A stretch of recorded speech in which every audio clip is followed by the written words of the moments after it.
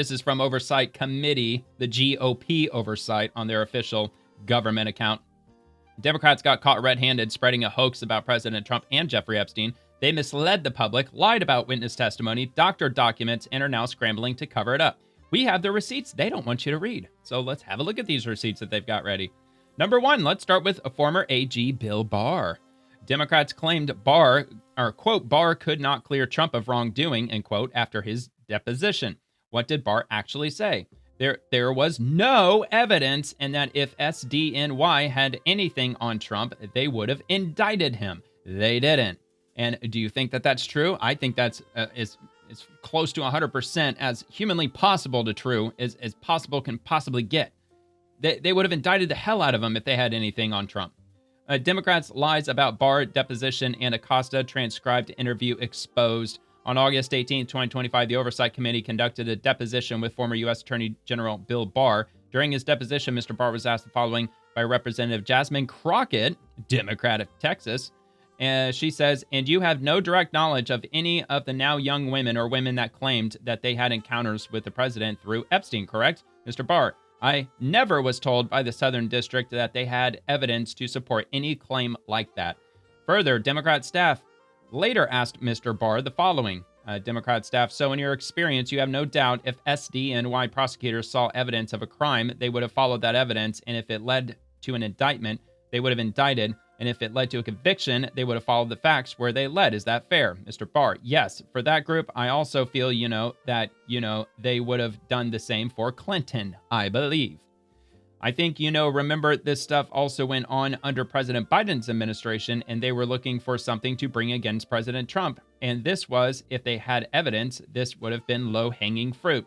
I was never informed of the evidence, and I'm skeptical there is any. I think we all are, because he is 100% correct.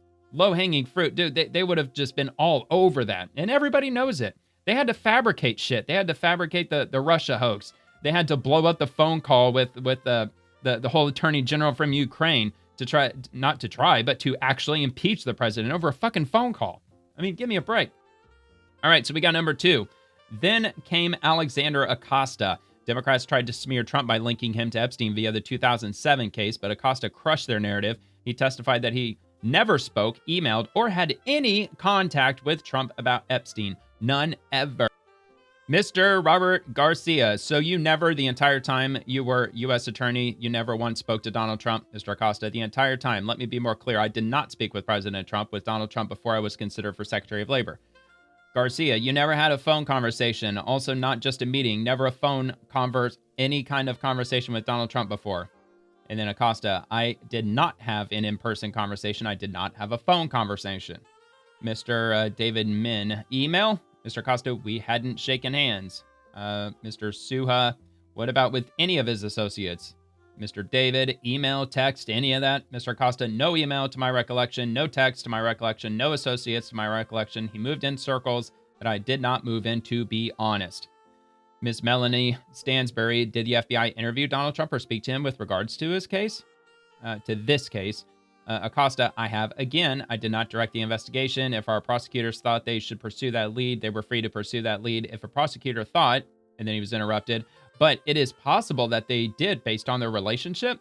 Acosta, I have no knowledge that any person spoke to Donald Trump with respect to Epstein. I have no knowledge of Donald Trump's name appearing in any Epstein document. I have no knowledge of Donald Trump being associated with the Epstein investigation in any way. I'm not saying that he wasn't, because I can't speak on behalf of the many, many attorneys and case agents involved. I can simply say I have no knowledge of that. And let me also say, I think if there was, I think it's pretty spectacular it hasn't leaked by now. But that's just speculation. It's basically the same thing that William Barr said. Number three. So what did Democrats do? They leaked 3 cherry-picked emails out of 23,000 pages, then made their own redactions to hide exonerating facts. One name they blacked out, Virginia Giffer. Not familiar with her, but I'm sure she's quite relevant. Why? Because she publicly said she never saw Trump do anything wrong. There you go. And emails, I wish they would let me zoom in, but it's X, won't let me do it. So this is Gmax from Gmax1 at ELLMAX.com. I've Okay, so here, hold on. From Jeffrey Epstein. Let me read the bottom one first because I always forget emails. The oldest is at the bottom. All right, so from Jeffrey Epstein to G Max, I'm assuming Ghislaine Maxwell. I want you to realize that that dog hasn't barked is Trump. Virginia spent hours at my house with him. He has never once been mentioned, police chief, etc., and 75% there. Or I'm 75% there. I misspoke. All right, and then Ghislaine Maxwell says, I have been thinking about that, ... So there you have it. So this was the one the one on the left is the one sent by the Epstein estate. So this is the unredacted version. The one on the right is the one that I read last week when the Democrats released all that bullshit. And this is released by oversight Democrats with Virginia Gifford's name redacted. And I distinctly remember that. I remember them blocking out a few things. They blocked out a couple of, like, not to and from. They blocked out a couple other points in the email from last week. They shared 3 of them in total. All right, so there's that. Number 4, another Democrat redaction for their hoax, Prince Andrew. Why? Because the redacted context changes the email. They were fabricating a smear campaign, not telling the truth. So this was, all right, let's start with the one on the right. This is the one released by oversight Democrats with Prince Andrew's name redacted. And I probably remember this one too. Yeah, to Michael Wolff from Jeffrey Epstein, which is his other account, jeevacation@gmail.com. And they have redacted, Mar-a-Lago, redacted. Trump said he asked me to resign. Never a member ever. Of course, he knew about the girls as he asked Ghislaine to stop. I definitely remember that email. Because, like, I pointed out the fact that, like, okay, well, if he's talking about Donald Trump, which nowhere on this email says Donald Trump, and if Donald Trump's name was on the email, why would they have redacted it? But it says, of course, he knew about the girls as he asked Ghislaine to stop.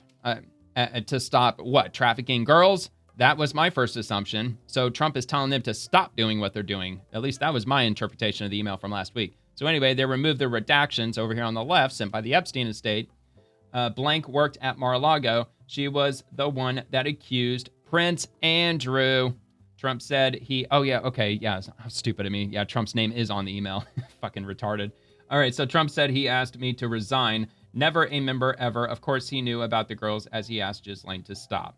But still, that doesn't change my opinion of the email. I mean, if anything, Trump is asking them to stop what the fuck they're doing with regard to trafficking children. All right, so let's move on. Oh, shit. Wait, where do we go? Okay, yeah, we already did that. Here we go. That actually might have been the last one. But let me just double check. Let me make sure. That was the one we just went over. Okay, so there is another. Then, part 5. Then they lied about who did the redactions. Rep. Crockett and others went on CNN pretending they had no idea who made the edits. CNN corrected them live, saying Democrats made the redactions. Watch. Oh, dude, this is going to be juicy. All right, Oversight Committee. Brutal. Jasmine Crockett gets called out live by CNN for Democrats redacting Epstein documents to try to smear President Trump with their fake narrative. CNN, quote, she did not accuse, okay, whatever, I'm not going to read all the quotes because we're going to hear it right here in the video, so let's take a listen. This is an email from April 2nd, 2011. Republicans are saying that victim is Virginia Giuffre. As you know, she died by suicide. She's been very outspoken victim of Jeffrey Epstein. Here's the email right here on your screen. She wrote a book, as you know, and she did not accuse him of any wrongdoing. What do you make of that? She wrote a whole fucking book? Yeah, I don't know. Obviously, it's redacted who the victim is, so I won't necessarily take the Republicans' word on who it is that's redacted. And I don't know why they would necessarily redact someone's name who is deceased at this point. The Democrats did that, though. The Democrats redacted. No. I understand, okay, but I'm just saying, like, she understands. Our biggest concern is to actually make sure that we are protecting victims. And obviously, she wrote a book. She told her truth. Yeah, and also trying to smear President Trump over shit he never fucking did in the first place. Dude, if that doesn't show you how evil Democrats are, I don't know what the hell is going to show you how evil they can really be. Redacting shit. And what's hilarious is that the GOP Oversight Committee just came right out with it. They removed the redaction. It's right here. Prince Andrew. Now, I guess if you want to get conspiratorially minded, put on your tinfoil hat. You know, it's extremely easy to fake an email. It's like the easiest possible thing that you can do with regard to faking shit. So, yeah, I guess technically they could have just thrown in the name Prince Andrew. And we don't 100% really know, but that's the whole point with the Democrats. They want to sow the seeds of confusion. That's probably I'm surprised that wouldn't have been their answer. No, it wasn't Prince Andrew. Like the Republicans, they just wrote that in there to try to steer the conversation away from President Trump. All right, so let me just check one more time, for fuck's sakes. Let me just make sure that was the last one. I think it was. Oh, it wasn't. Oh my God, dude. What the hell? The hell am I doing tonight? All right, number 6, we released everything, 23,000 pages. Well, Trump said 50,000. Suddenly, the same Democrats who spent months screaming release the files told the New York Times that doing so was meant to disorient and distract. So much for transparency. From the New York Times, Democrats claimed that the sheer volume of the release on Wednesday was intended to disorient. Number 7, then the fake and dishonest New York Times quietly edited their piece, removing the word disorient with no editor's note. And I bet they edited it at like 4:35 in the freaking morning. Probably like a Sunday morning or Monday or some shit. It's usually when they edit their articles. It's like as early can possibly be when nobody's paying attention. And then when they do edit it, I mean, look, they said they didn't even add an editor's note.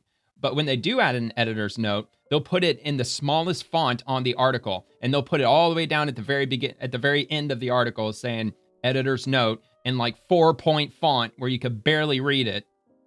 That's the tactics they employed. That's the mainstream media for you. All right. So anyway, the fake honest. Let's see. Okay. So they're literally helping Democrats rewrite history after their hoax fell apart. Disinformation in real time. Scandal. The fake and dishonest New York Times is colluding with Democrats by editing their Epstein stories. Original version. Dems accused us of trying to disorient the public by releasing all the Epstein docs we have. New version. That word's gone. Why? Because the hoax against President Trump backfired. No editor's note, no corrections. Glenn Thrush, Annie Carney, and Devlin Barrett are running comms for the DNC, not journalism. Fake news journalist Epstein story edited after Democrat hoax is exposed. On November 12, 2025, Democrats claim that the sheer volume of the release on Wednesday was intended to disorient and distract attention from their revelations about Mr. Trump's actions during the time he and Mr. Epstein were close. November 13th, Democrats claimed that the sheer volume of the release was intended to distract attention from their revelations about Mr. Trump's actions during the time he and Mr. Epstein were close. All right, so let's go back, see if there's another one, number 8. But here's what no one is talking about. In 2019, Democrat Stacey Plaskett was texting with Jeffrey Epstein during an actual House hearing. Epstein helped Plaskett question a discredited witness who hated Trump, none other than Michael Cohen. Holy shit, dude. Talk about a bombshell, man. Was president of the United States. And while we were once driving through a struggling neighborhood in Chicago, he commented that only black people could live that way. Attorney-client privilege, yes, I will turn it over. You, as my friend Mr. Meadows pointed out, misled this committee even today in a written submission that contradicted your testimony. You have suggested you are going to review that. Are you going to review it in our next break to correct the record, yes or no? Yes. Question, you helped out the president's campaign or were involved in the campaign as a representative, as a spokesman. Quick, I'm up in next. your words Is that an today, acronym? was your That's idea his for assistant. the campaign dating back to 2011. Is that accurate, yes or no? Yes. Mr. Weisenberg and other individuals, Ms. Rona. Who are those individuals? Are they with the Trump Organization? They and are. Are there other people that we should be meeting with? So, Alan Weisselberg is the chief financial officer. Oh my God, dude, this is so fucked up, man. You got to quickly give us as many names as you can so we can get to them. Yes, ma'am. Is Ms. Rona, what is Ms. Rona's position? Rona Graff is Mr. Trump's executive assistant. And would she be able to corroborate many of the statements that you've made here? Yes, her office is directly next to his, and she's Oh my God, dude. involved in a lot. These people are psychopathically obsessed with President Trump. I think we're all clear as to why they're so psychopathically obsessed with trying to stop President Trump. I mean, it's not him, the person. It's the position. It's the idea. The idea that somebody could just barge right in and become president, and they don't have to kiss the ring. They don't have to bow to any fucking party. That they could just go right in. They don't have to ascend up the ladder, taking decades to do so before they can become president and get the establishment's blessing. Him being the wrench, being tossed into the machine, trying to upset their 2030 Great Reset agenda. But not that I'm going to get conspiratorial or anything. All right, so number 9, while Plaskett worked with Epstein to attack Trump, Democrats now want you to believe they care about the victims. They don't. They ignored Clinton's connections, buried exculpatory facts, and made targeted redactions to select documents to smear President Trump. Shameful. Number 10, the New York Post front page said it best. Dirty clicks. The Epstein bombshell blew up in their faces. 23,000 pages prove it was another Democrat hoax buried by media allies trying to bail them out. Epstein bombshell falls apart. Lapdog laptop media falls for another Dem mudslinging Trump hoax. Dirty clicks. And then number 11, enough with the lies. We've released all the documents, 65,000 pages to date. No cherry picking, no cover-ups. Democrats, they only released 9. Americans deserve the full truth, not whatever version helps Democrats spin another hoax. Read our memo exposing the truth. And not sure how long that's going to be, but I'll just take a quick look. I mean, if it's real short, I'll read it, but if not, I'll just leave it linked below. And I'll even put a label on the link just to direct you straight to it if you're interested. Where is it? Where the hell's the memo? Staff memorandum. Oh, okay, here it is. It's a document. Oh, yeah, dude, this is a long memo. Actually, it basically covers what we already went over, it looks like, because there's William Barr's testimony. Okay, so there might be a little bit. Oh, no, yeah, see, we got the gist of it. But regardless, I'll leave this linked in the description below if you want to have a look over that for yourself. It's a PDF, which you can download. The 65,000 documents, I'm curious where that might be for the public to comb over if they really wanted to. I mean, of course, no single person's going to be able to, go through 65,000 pages, but surely it's online somewhere. I mean, it's got to be downloadable somewhere, I'm sure. All right. So, yeah, that just happened. Absolutely wild, man. If you enjoyed the video, please like and subscribe to the channel. Check out The Swamp, Monday through Friday at 11 p.m. Eastern, with segments dropping on the daily. Thank you for watching, and have a nice day.